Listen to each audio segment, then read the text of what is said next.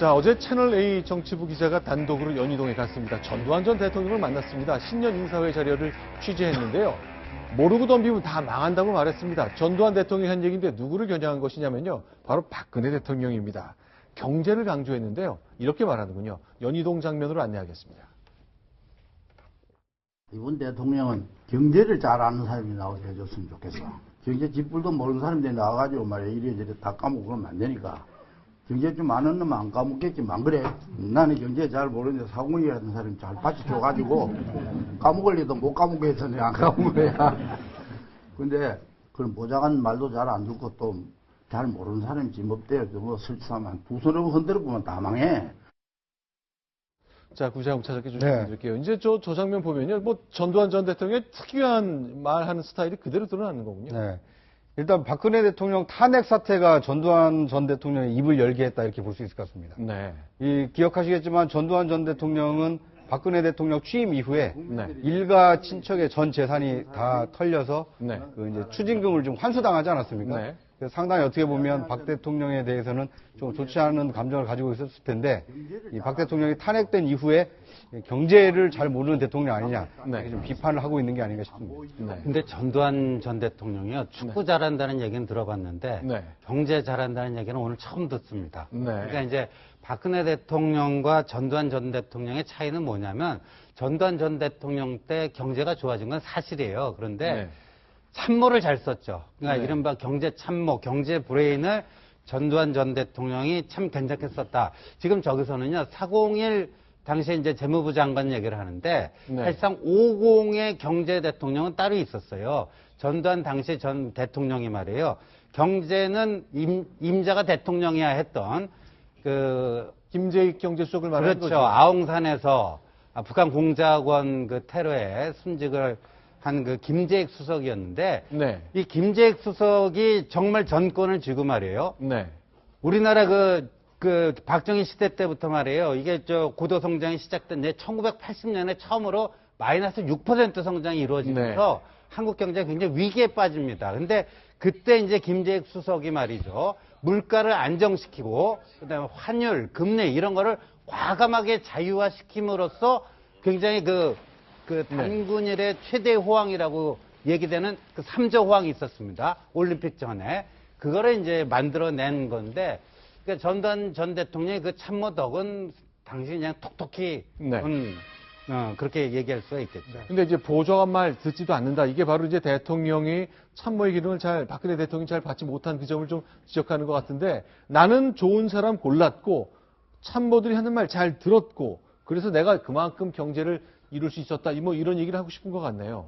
저는 저도 몇 년 전에 연희동 가서 직접 만나서 이야기한 적이 있는데요. 네. 비슷한 얘기를 많이 하시는데, 그때 이순자 여사께서 하신 얘기가 저녁 식사 자리에서, 아마 억 달러가 맞겠죠. 자기가 각하가 대통령이 되실 때는 국민소득이 180억 달러였는데, 나가실 때는 600억, 3배가 넘었다는 거예요. 네. 근데 국민들이 이걸 몰라죠. 제가 수치는 그런데 단위는 기억을 못 하겠는데 그런 얘기하고, 그 다음에 저분께서 처음 대통령이 돼가지고 미국의 레이건 대통령을 만나갈 때 얘기를 하더라고요. 네. 그래서 그때 그 합참의장 유병현 씨가 미국 대사 보내갖고 어떻게든 제일 먼저 나를 미국 대통령 된 사람한테 제일 먼저 만나게 해달라고 작전처럼 해서 성공시킨 다음에 간다고 하니까 네. 그때 자기를 무시하던 수많은 경제부처에서 깜짝 놀래갖고 네. 대통령 미국 방문 시 관철해야 될 사항 그러고 서류를 이만큼 갖고 와서요. 너무 많아가지고 자기 하나도 안 읽어봤대요.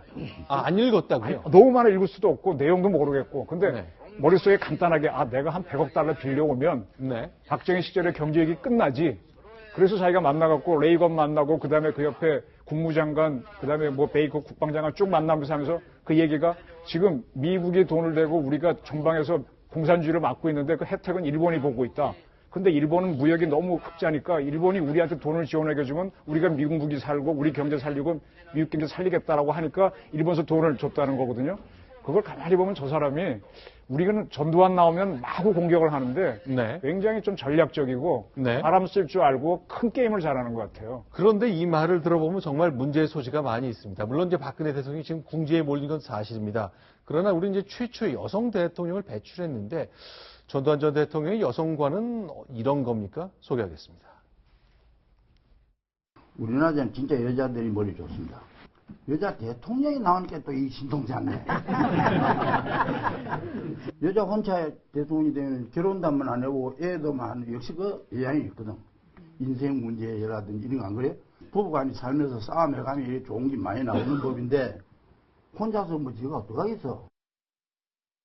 네. 뭐든 지금 사실 아까 처음에도 잠깐 얘기가 나왔지만 사이가 좋을 리가 없지 않습니까? 네. 그리고 네. 최근에 나온 뉴스 보면 박근혜 대통령과 그 전 최순실의 아버지인 최태민과의 관계까지 퍼고 들면서 네. 전두환 전 대통령에서 바로 최태민이 또 유배 비슷한 생활도 했었다는 얘기가 나오고 그렇죠. 그런 구원이 있어서 박근혜 대통령이 사실 상당히 부분 아직까지도 뭐 원한 비슷하게 갖고 있었던 거고 거기서 지금 딱 다른 것보다도 지금 찝어낼 수 있는 게 전두환 전 대통령 입장에서는 여성이라는 부분 또 그 과거의 사고방식이 아무래도 또 옛날 사람의 어떤 사고방식도 네. 가지고 있으니까 그런 것들 복합적으로 작용해서 저런 직접적인 나름으로서는 독서를 날린 거겠죠. 근데 이제 저렇게 얘기할 때 곁에 이제 이순자 여사가 서 있었는데 이순자 여사가 봤을 때도 이건 아닌 거죠. 한번 보실까요? 옆에서요. 잘 보시면 좋을 것 같은데 옆에서 얘기를 하는데 이순자 여사의 어깨가 오른쪽 밑에 보이는데 툭 칩니다.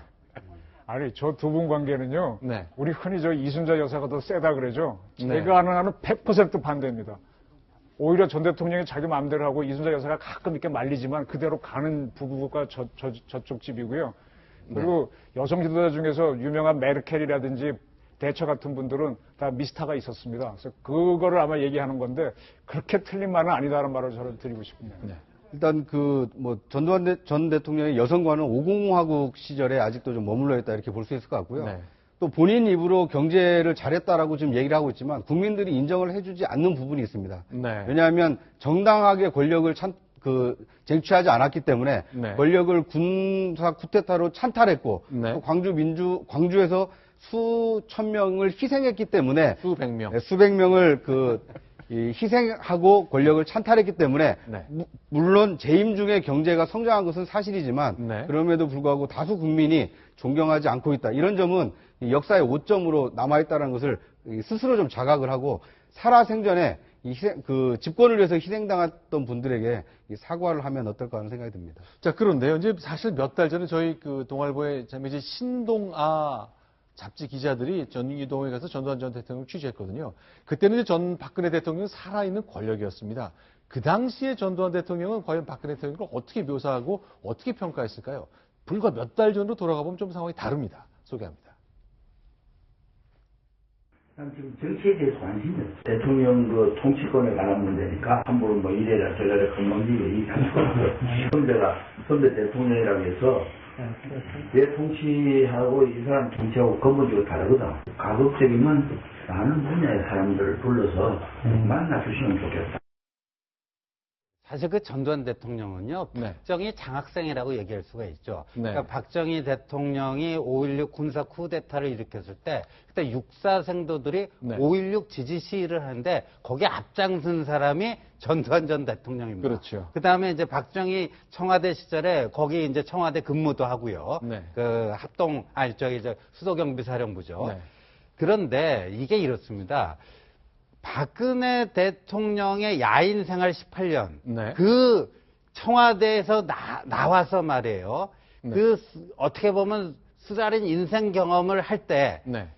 우리나라 이 대통령제의 그 특징이 뭐냐면 전임자는 무조건 깎아내리지 않습니까? 이게 어떻게 보면 제왕적 대통령 제도의 폐해 중에 하나인데, 그러니까 네. 전두환 시절에 사실상 박정희 격하운동이 벌어진 거예요. 그렇죠. 그러니까 박근혜 대통령이요, 배신의 정치, 그때부터 사무쳤던 거예요. 네. 전두환 대통령 하는 걸 보면서, 저 사람 우리 아버지가 키워준 사람인데, 네. 어떻게 아버지 격하운동을 할 수 있지? 그때부터 박근혜 대통령이 배신의 정치에 한을 품게 되는 그런 사연이 있습니다. 네. 그래서 사실 전두환 추징법, 네. 어느 정권 때 와서 만들었습니까? 이 정권 와서 만든 거 아니에요? 그렇죠. 그러니까 서슬퍼런 시절에는 전두환 전 대통령이 뭐라고 못했어요. 근데 이제 박근혜 대통령이 힘이 빠지니까 네. 또 저렇게 나름대로 그 반격, 뭐랄까요, 복수를 또 하는 것 같습니다. 그렇죠. 불과 한 4년도 채 되지 않은 시점에 이제 전제국 씨나 아들들 집에서 이런 조각상들 다 실어내는 장면 다 우리가 생생히 기억하고 있지 않습니까? 네.